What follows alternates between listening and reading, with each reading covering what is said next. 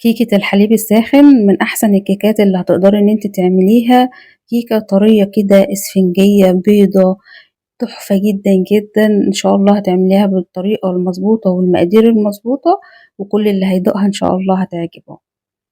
يعني كده مش هيختلف عليها اتنين إن شاء الله. يلا بينا ندخل على المقادير على طول ونشوف معانا ايه. وأول حاجة احنا بنحضرها هي الصينية بتاعتنا، عايزاها أعلى من كده هتصغري الصينية، عايزاها بنفس السمك اللي أنا عاملاه يبقى الصينية بتاعتك تكون 30 في 30. أنا النهاردة مستخدمة صينية 30 في 34. تمام. لو موجودة عندك نفس المقاس يبقى تمام وزي الفل. الصينية بتاعتك اللي هتشتغلي فيها بتدهنيها كده دهنة من السمنة وتبطنيها بالدقيق وبتركنيها على جنب. نيجي بقى للمكونات بتاعتنا. معايا 3 بيضات وعليهم باكت من الفانيليا وكوباية من السكر. الكوباية دي على الميزان 200 جرام بالظبط من السكر. لو هتشتغلي بالمج يبقى هتشتغلي بالمج بتاع الشاي الكبير. وهنا لما نقول كيكة يبقى كل المكونات اللي احنا هنستخدمها تكون بدرجة حرارة المطبخ، يعني تطلعيها من التلاجة قبلها بشوية كده وتشتغلي فيها على طول. نص كوباية من الزيت، ومعايا هنا نص ليمونة. طبعا نص الليمونة دي ما بستغناش عنها نهائي في أي كيكة، بتديكي نتيجة تحفة جدا أحسن من الخل. جربيها وإن شاء الله هتدعيلي بإذن الله. هنضرب المكونات دي كلها في الخلاط لحد ما اللون بتاعها يفتح. كل ما هتضربيها في الخلاط اكتر كل ما اللون بتاعها هيفتح معاكي والكيكة بتاعتك هتطلع هشة وبيضة. ضربت المكونات بتاعتي ومعايا هنا ربع كوباية من السمنة، وهنا اي نوع سمنة انت بتحبيه، وانا مستخدمة سمنة بلدي. عليهم كوباية من اللبن او الحليب. بنرفعهم على النار مع بعض وبنسيبهم يسخنوا. يسخنوا مش يغلوا. لو غلي معاكي يبقى تطفي عليه وتسيبيه لحد ما يهدى شوية. تمام. لان لو سخن معاكي الكيك بتاعك هيطلع لونه غامق، يعني مش هيطلع فاتح خالص، يعني هتديكي نتيجة عكسية بمعنى صح. جبت بقى المكونات اللي انا ضربتها في الخلاط وحطيتها في طبق كبير كده ونزلت عليهم بباكت من البيكنج باودر، وهنا نص كوباية من النشا. جربي النشا في الكيكة، حاجة مختلفة جدا جدا. نص كوباية النشا دي أو المقادير اللي احنا استخدمناها النهاردة هتاخد كوبايتين من الدقيق. ضروري جدا تعدي كل الحاجات بتاعتك دي على مصفى، لازم لازم تعديها على مصفى علشان هتديكي نتيجة أحسن وأحسن. والدقيق اللي أنا مستخدماه النهاردة دقيق كيك. أنا بستخدم دقيق كيك علشان بيديني نتيجة ممتازة جدا. مفيش دقيق كيك تقدري تستخدمي أي دقيق الاستخلاص بتاعه 72%. طبعا في الوقت ده لسه محطناش السوائل بتاعتنا اللي هي الحليب مع ربع كوباية السمنة. تمام. بعد ما سخنوا كده نقلتهم في طبق، وبعد كده ابتديت ان انا انزل واحدة واحدة على الخليط. بتنزلي واحدة واحدة وتقلبي بيتفك معاكي بكل سهولة وما تقلقيش. البيكنج باودر مش هيروح مفعوله ولا اي حاجة خالص. يعني الحليب بالسمنة كده ايديكي تقدر تتحمله، ما يكونش سخن. بأكد عليكي علشان الكيكة ما تطلعش غامقة معاكي زي ما قلنا. هنحط بقى الخليط بتاعنا واحدة واحدة ونقلب. في الأول كده بتحسي إن القوام خفيف قوي، ما تقلقيش، هو يدوب بس مسافة ما هيجيب الصينية وهتصب الخليط بتاعك هتلاقي الخليط بتاع الكيك مظبوط معاكي. قلبي بقى في اتجاه واحد، وبعد كده بنبدأ إن احنا نصب الخليط بتاعنا ده، وفي الوقت ده بتكوني مسخنة الفرن بتاعك على درجة حرارة 180. طبعا كل فرن غير التاني. فلو الفرن بتاعك حامي حاولي إن انت تهديه شوية. طبعًا بتحطيه في الرف الوسطاني على شبكة، بتسخّني الفرن قبليها ب10 دقايق وأنتِ كده بتعملي الكيك بتاعِك، وبعد كده بتبدئي إن أنتِ تحطيها على طول.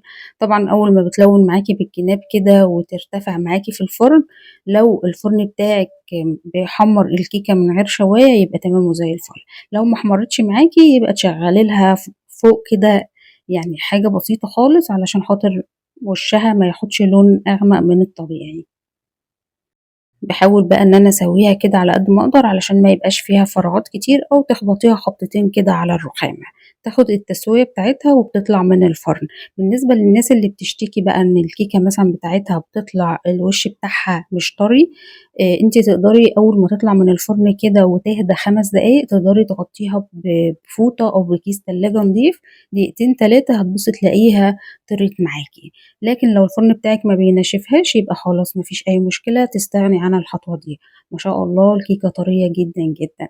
نيجي بقى نسيب الكيكة بتاعتنا دي تبرد تمامًا، تمامًا.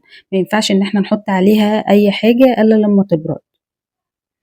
وأنا هنا كنت مجهّزة مربى فراولة، طبعًا كنت ضارباها بالهاند بلندر علشان خاطر تبقى ناعمة شوية، لكن تقدري إن أنتِ تهرسيها كده بالشوكة هتبقى معاكِ زي الفل، وتقدري إن أنتِ تحطيها على الوش وتساويها كده بكل سهولة. طبعًا تقدري تستخدمي أي نوع مربى، يعني أي نوع مربى متوفر عندِك، مشمش، فراولة، توت، أي حاجة. أنا حبيت إن أنا أشتغل بالفراولة النهارده، وبعد كده اديتها رشة كده من المكسرات أو ممكن جوز الهند. خطوة المربى مع المكسرات دي بتخلّي الكيكة بتنقلها في حتّة تحفة جدًا، جدًا، وبيبقى طعمها حلو أوي، وتحسّي إن أنتِ عاملة جاتوه مش كيكة، وكمان هتبقى سهلة عليكِ وهترمي معاكِ كمية حلوة أوي، أوي. طبعًا تقدري إن أنتِ تسيبيها سادة ما تحطّيش عليها أي حاجة خالص، وتقدري برضه إن أنتِ تحطّي عليها عسل نحل بدل المربى، يعني لو حابة إن أنتِ تغيّري، سواء ده أو ده، اعملي فيها اللي أنتِ عايزاه، هي في كل حالاتها كده طعمها قمر، قمر، قمر وتحفة جدًا. وبكده تكون خلصت معاكِ أحلى كيكة هتاكليها في الدنيا كلّها، تحفة جدًا، سهلة وبسيطة وسريعة، ما بتاخدش معاكِ ولا وقت ولا مجهود، وكمان طريقتها مضمونة جدًا وناجحة جدًا، جدًا. أتمنى من كل قلبي إن أنتم تجربوا الوصفة بتاعة النهارده، وبألف هنا وشفا مقدمًا إن شاء الله للي هيجربها، وربنا يحسن ما بين إيديكم يا رب. تقدري تزينيها بكريم شانتيه وتحطي من فوقيها مانجا بما إن موسم المانجا جه، فتقدري إن أنتِ تحطي عليها قطعة من المانجا كده من فوق وهتبقى جاهزة معاكِ، وطبعًا برضه هيبقى طعمها حلو أوي. نقول بقى شوية ملحوظات كده على السريع علشان خاطر تاخدي بالِك منها. أول حاجة الصينية بتاعتِك تكوني مجهزاها من الأول خالص ومبطناها كويس علشان خاطر تصبي فيها الخليط على طول، لإن خليط الكيك كل ما بيقعد معاكِ أكتر كل ما البيكنج باودر بيتفاعل وبيديكِ نتيجة عكسية. الفرن بتاعنا بيكون سخن على درجة حرارة 180 زي ما قلنا قبليها ب10 دقايق، وتخلّي بالِك منها لإن لازم تتحط في الرف الوسطاني على الشبكة علشان برضه تستوي براحتها، وما تلاقيهاش طلعت معاكِ على طول وتبقى معجنة من النص. أول ما بتطفي عليها كده الفرن وتكون استوت معاكِ، بتفتحي الفرن فتحة صغيرة خالص تهوية بس مش أكتر، وبتطلّعي الكيكة بعديها بحوالي 10 دقايق كده علشان ما تهبطش معاكِ. وكل حاجة طبعًا بنستخدمها زي ما قُلنا بتكون بدرجة حرارة المطبخ، ما ينفعش إن إحنا نجيب حاجة ساقعة من التلاجة ونحطها على المكونات علشان ما تهبطش الكيكة بتاعتِك معاكِ. لو أول مرّة بتشوفيني لايك وشير واشتراك في القناة علشان يوصلِك كل جديد، ما تنسيش اللايك للفيديو، وعلشان تحافظي على الكيكة بتاعتِك القمر دي لازم لو حطيتيها في التلاجة تكون متغطية كويس علشان ما تنشفش معاكِ، وعلشان ما تلقطش أي ريحة من التلاجة، ما دام مغطياها ما بيحصلهاش أي حاجة وبتفضل معاكِ لحد ما بتخلص، وبألف هنا وشفا إن شاء الله. وبكده أكون خلصت الوصفة بتاعتي النهارده، أشوفكم إن شاء الله في وصفة جديدة على ألف خير.